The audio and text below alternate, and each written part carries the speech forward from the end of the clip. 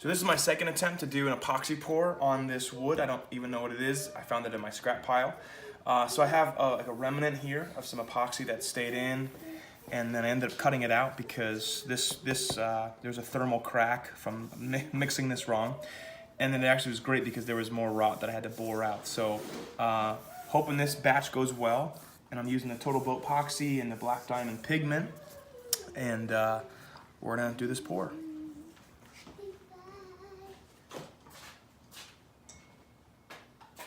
The slower the better, because you want to let those air bubbles kind of get out there. And so you kind of just want to let it do its thing. And that's my daughter in the background.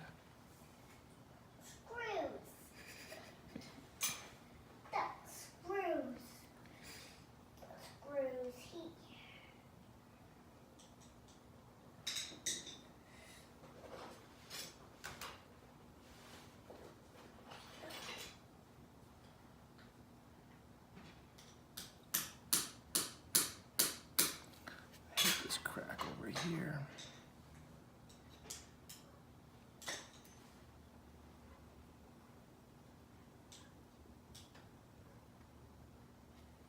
Oh.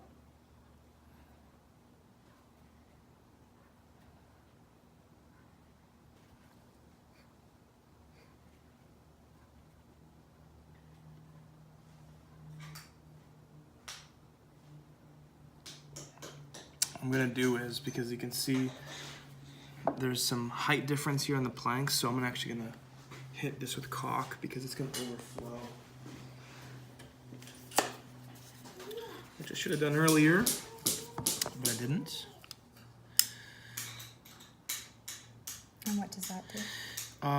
This just basically makes it less of a mess, and the epoxy won't run.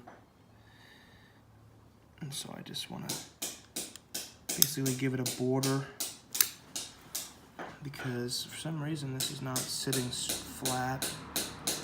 So if it spills over like the creek, so to speak, it just well, it'll cause less of a mess, because this side is way down.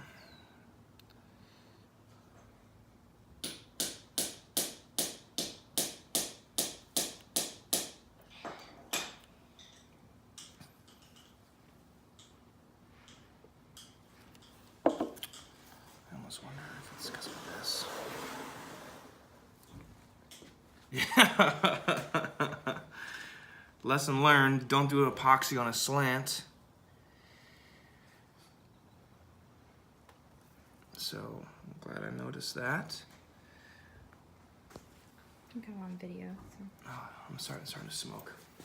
So this means it's getting hot because there's a deep pour, and so I'm actually gonna sit the fan on this right now and hoping that it doesn't crack on me.